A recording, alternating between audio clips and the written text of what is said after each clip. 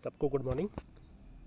आज के इस वीडियो लेक्चर में हम जंतुओं की वर्गीकरण और उनके वैज्ञानिक नामकरण के बारे में पढ़ेंगे।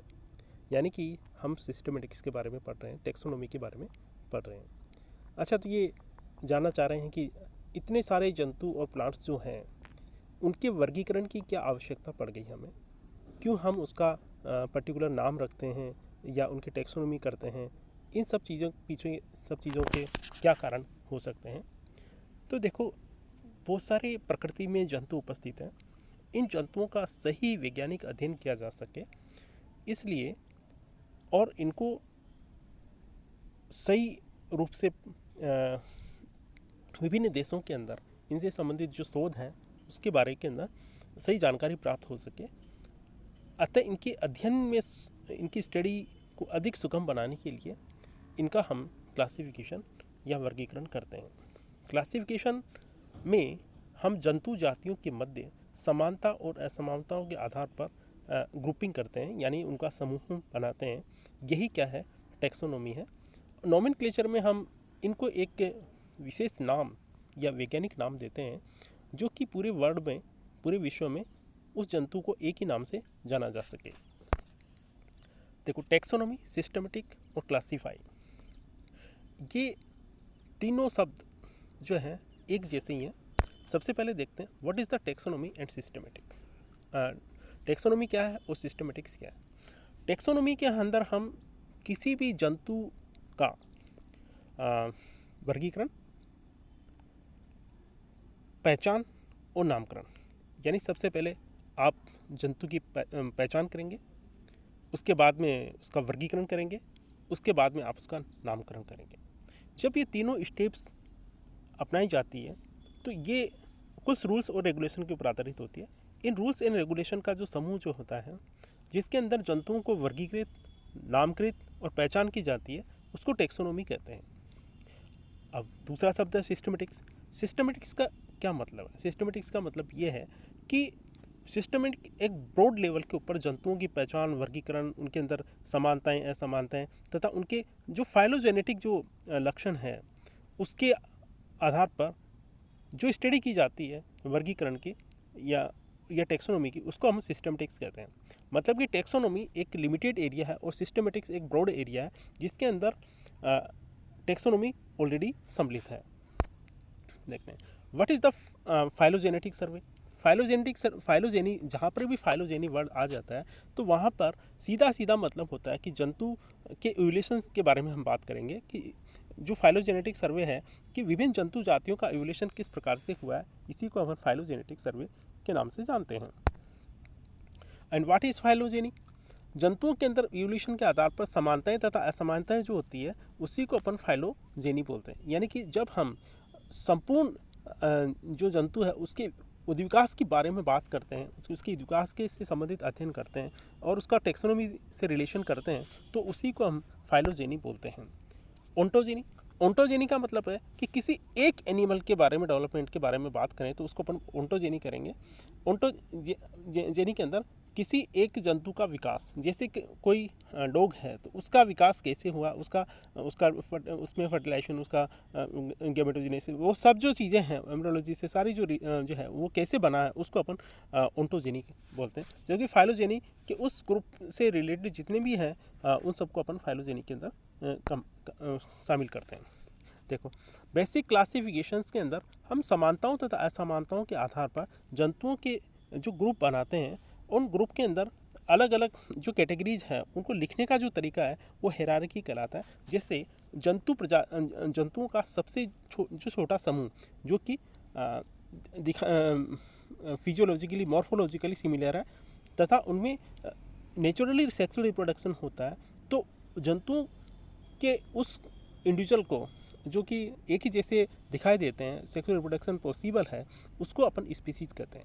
यानी वर्गीकरण की सबसे जो छोटी इकाई है वह जाति है, और बहुत सारी स्पीसीज है वो मिलकर के जीनस बनाती है, और बहुत सारे जीनस हैं वो फैमिली बनाते हैं, और बहुत सारी फैमिलीज है वो किसी ऑर्डर में शामिल की जाती है, और बहुत सारे ऑर्डर्स है वो किसी क्लास में आते हैं, और बहुत सारी क्लासेस मिलकर के एक फाइलम या संघ को बनाती है, और और बहुत सारे फाइलम जो है वो किंगडम को बनाते हैं, यानी जगत को बनाते हैं। और 3 किंगडम है जो कि डोमेन के नाम से जाने जाते हैं। तो ये जो वर्गीकरण का जो प्रत्येक जो स्तर है उसको हम टैक्सोन बोलते हैं, यानी कि वर्गीकरण का कोई भी स्तर जिसके अंदर जंतुओं को शामिल किया जाता है, वो बड़ा या छोटा हो सकता है, उसी को हम टैक्सोन कहते हैं। हमेशा लिखने का तरीका ये है कि सबसे पहले छोटा टैक्सोन लिखा जाएगा, उसके बाद में बड़ा टैक्सोन, फिर उससे बड़ा और उससे बड़ा लिखा जाएगा। यानी कि सबसे ऊपर जो होगा सबसे बड़ा टैक्सोन होगा, और सबसे जो नीचे होगा वो सबसे छोटा टैक्सोन होगा। देखो, अगर जंतुओं की जो बेसिक जो क्लासिफिकेशन है उसको अपन देखें, तो जैसे डोमेन जो है उसको अपन बोलते हैं यूकेरिया। किंगडम, जैसे 2 किंगडम है, प्लांटी, एनिमेलिया और इस टाइप के। तो जंतुओं के लिए जो किंगडम है वह है एनिमेलिया। और जंतु जो अधिकांश जो जंतु अपन को दिखाई देते हैं उनको अपन, जैसे कोर्डेट एक फाइलम है जिसको अपन डिवीज़न, कोर्डेट प्लांट्स के अंदर उसको उसी जो कैटेगरी है उसको अपन डिवीज़न कहते हैं, जबकि जंतुओं के अंदर इसको अपन फाइलम कहते हैं। और सब phylum vertebrata, class mammalia, order primata, family hominidae, genus homo और स्पीसीज होमो सेपियन। ये जो है वो जो मानव है, जो मनुष्य है, उसका वर्गीकरण जो दिया गया है, जिसके अंदर डोमेन यूकेरिया और स्पीसीज होमो सेपियन है। टैक्सोन क्या है? टैक्सोन अभी अपन ने बात की थी कि टैक्सोन जो है वो किसी लेवल का जंतु समूह हो सकता है, that is known as the taxon. जैसे फैमिली है, फाइलम है, क्लास है, ऑर्डर है, जीनस है, ये सब क्या है? These are the taxon. यानी टैक्सोनोमिक जो कैटेगरीज है that is known as the taxon. और हेरारिकी के अंदर अपन बात कर चुके हैं कि जो जंतु समूह है उससे सबसे नीचे जो है छोटी जंतु समूह होगा, और सबसे बड़ा वाला सबसे अधिक जंतुओं को रखने वाला सबसे जो ऊपर का जो समूह फाइलम या जो है एनिमेलिया वगैरह जो भी है वो हेरारिकी। यानी कि सबसे पहले अपन बड़े जंतु समूह को लिखेंगे और उसके नीचे छोटे जंतु समूह को लिखेंगे। देखो, species, what is the species? Species के बारे में बात की थी कि स्पीसीज जो है वो वर्गीकरण की संरचनात्मक इकाई है, यानी कि सबसे छोटी इकाई है वह स्पीसीज है, जिसके अंदर विभिन्न जो जंतु है वो दिखाई देने में एक जैसे होते हैं, नेचुरल रिप्रोडक्शन करते हैं। तो इस प्रकार के जो जंतु है वो एक ही जाति के होंगे और उन्हें अपन क्या बोलेंगे? स्पीसीज कहेंगे, सेम स्पीसीज कहेंगे। जैसे ह्यूमन बींग्स है, मनुष्य है, उसकी जो साइंटिफिक नेम क्या है, और जैसे होमो सेपियन लीनियस, तो यहाँ पे जीनस है वो होमो है और जो स्पीसीज है वो सेपियन है। तो जीनस और स्पीसीज दोनों मिलकर के किसी एक जंतु का नाम बनाती है, और जो साइटेशन वो लिखा है वो लीनियस ने इसका ये जो नाम रखा गया था अपन इसको लीनियस बोलते हैं।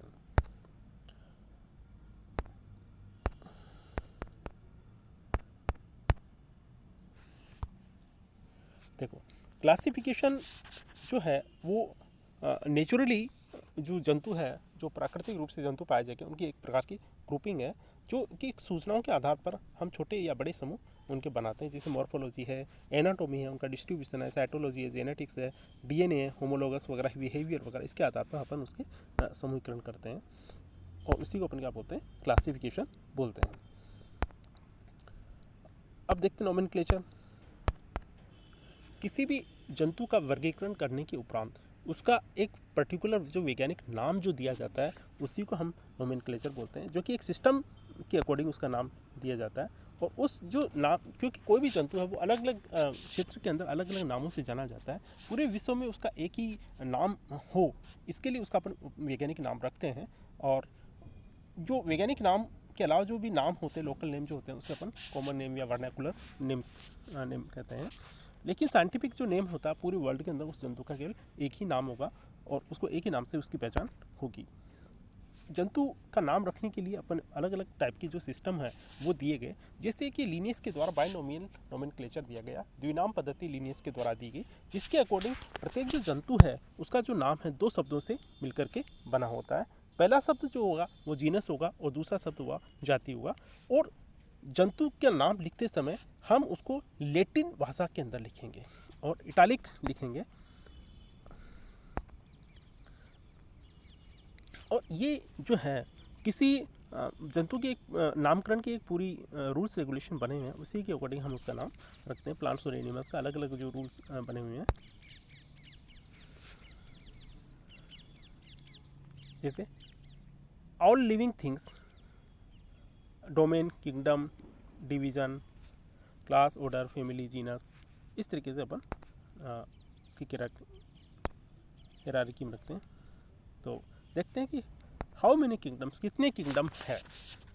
तो सबसे पहले है वो 2 किंगडम बनाए गए थे, प्लेंटी और एनिमेलिया।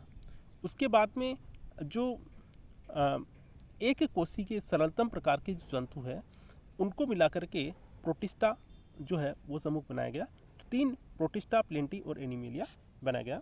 उसके बाद में कुछ यूकेरियोटिक जंतु है उनको भी वर्गीकरण में रखा गया। तो 5 किंगडम जो क्लासिफिकेशन है आर.एस. विटेकर के द्वारा जो दिया गया, उसके अनुसार जो जितने भी ऑर्गेनिज्म हैं उनको हम 5 बड़े जो किंगडम है उसमें रखते हैं। पहला जो किंगडम मोनेरा, दूसरा प्रोटिस्टा, तीसरा फंजाई और चौथा प्लेंटी और पांचवा एनिमल्स। यानी कि मोनेरा जो है उसके अंदर उन जंतुओं को रखा गया जो प्रोकैरियोटिक है, अर्थात इसके अंदर वास्तविक न्यूक्लियस का अभाव होता है। और प्रोटिस्टा के अंदर वे सरलतम जंतु है जो कि यूकैरियोटिक है, एक कोशिकीय रखे गए हैं। जबकि फंजाई के अंदर हिट्रोटाइपिक जो प्लांट्स हैं, हिट्रोट्रोपिक जो प्लांट है उनको रखा गया। और प्लेंटी जिसके अंदर सारे जो ग्रीन प्लांट्स है वो सारे प्लेंटी में आएंगे। और एनिमल्स के अंदर सारे एनिमल्स को रखा गया है।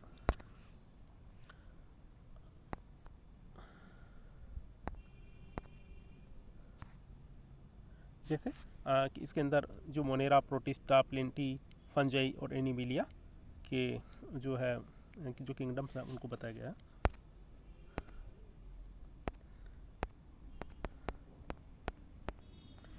फिर जो 5 किंगडम था उसके अंदर एक और समूह जो डोमेन अपन ने ऐड किया, आर किया। इस प्रकार जो है 6 किंगडम जो क्लासिफिकेशन है वो वर्तमान के अंदर काम है रहता है। जैसे प्रोटिस्ट है तो उसको अपन ये एक अननेचुरल ग्रुप है और collect all dweller like junk.